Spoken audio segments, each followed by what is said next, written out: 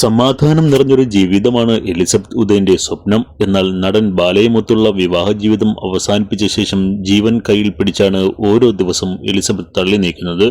നടനെതിരെ വെളിപ്പെടുത്തലുകൾ നടത്തിയ ശേഷം നിരന്തരമായി വധഭീഷണി അടക്കം എലിസബത്തിനും കുടുംബത്തിനും എതിരെ വരുന്നുണ്ട്. പോരാത്തതിന് സമൂഹ മാധ്യമങ്ങളിൽ വഴി അപകീർത്തിപ്പെടുത്തലും നടക്കുന്നു. ഇപ്പോഴിതാ തനിക്കെതിരെ വന്ന ചില പരിഹാസ കമന്റുകളിൽ പ്രതികരിച്ച് എത്തിയിരിക്കുകയാണ് എലിസബത്ത്.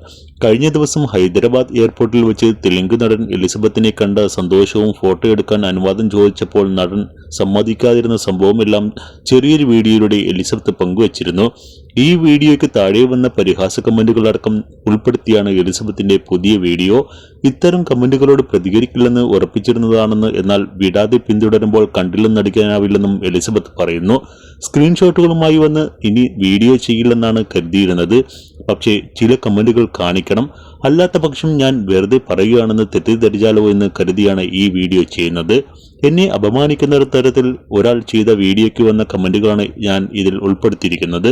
ചെറിയ ഭീഷണിക്കുള്ള കമന്റുകളാണ് വരുന്നത്. വേറെയും കമന്റുകളുണ്ട്.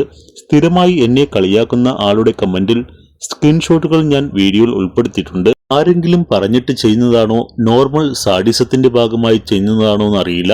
ഹൈദരാബാദിൽ വെച്ച് നടൻ വെങ്കിടേഷിനെ കണ്ട കാര്യം ഞാൻ കഴിഞ്ഞ ദിവസം വീഡിയോയിൽ പറഞ്ഞിരുന്നു. അന്ന് പക്ഷേ ഒരുമിച്ച് നിന്ന് ഫോട്ടോ എടുക്കാൻ സാധിച്ചില്ല. അതിനുള്ള അനുവാദം ഉണ്ടായിരുന്നില്ല.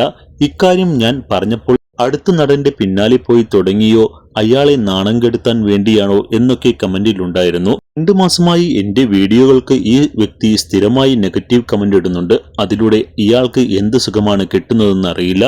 ആരെങ്കിലും പറഞ്ഞിട്ട് ചെയ്യുന്നതാണോ എന്നും അറിയില്ല. വേറൊരു കമന്റിൽ അയാൾ പറഞ്ഞത് ഞാൻ കെണി ഒരുക്കുന്ന ആളാണ് എന്നായിരുന്നു. അയാൾ എന്തിനു വേണ്ടിയാണ് ഇത്തരത്തിൽ പറഞ്ഞു നടക്കുന്നതെന്ന് എനിക്കറിയില്ല. നിങ്ങൾക്ക് ദിവസക്കൂലിയാണോ മാസക്കൂലിയാണോ, എങ്ങനെയാണ് പേയ്മെന്റ്, ഞാൻ തന്നെ അയാളോട് ചോദിക്കുകയും ചെയ്തിരുന്നു. ചില കമന്റുകൾ കണ്ടാൽ തന്നെ മനസ്സിലാവും ആര് പറഞ്ഞു വിട്ടിട്ട് എഴുതുന്നതാണെന്ന്. കുറെ കാലമായി ഞാൻ കാണുന്നുണ്ട് ഈ അക്കൗണ്ടിൽ നിന്നും വരുന്ന കമന്റുകൾ നിരന്തരമായി നാണം കെടുത്തുന്ന കമന്റുകൾ വരുന്നതുകൊണ്ടാണ് പ്രതികരിക്കാമെന്ന് കരുതിയത്. ലൂസ് എന്നുള്ള കമന്റ് ഉണ്ട്. ഒരാൾ എന്നെ നിരന്തരമായി ലൂസ് എന്ന് വിളിച്ചിരുന്ന സമയമുണ്ടായിരുന്നു.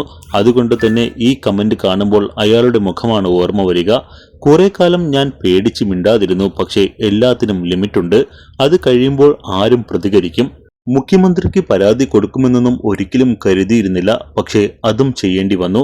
ഞാൻ വീഡിയോകൾ പോസ്റ്റ് ചെയ്യാതിരുന്നാലോ, എന്നെ കണ്ടില്ലെങ്കിലോ അന്വേഷിക്കുക. ന്യായവും നീതിയും ജയിക്കും. കർമ്മ എന്നൊക്കെയുണ്ട്. എല്ലാവരുടെയും പ്രാർത്ഥനകൾ വേണം എന്നും പറഞ്ഞാണ് എലിസബത്തിന്റെ വീഡിയോ അവസാനിച്ചത്.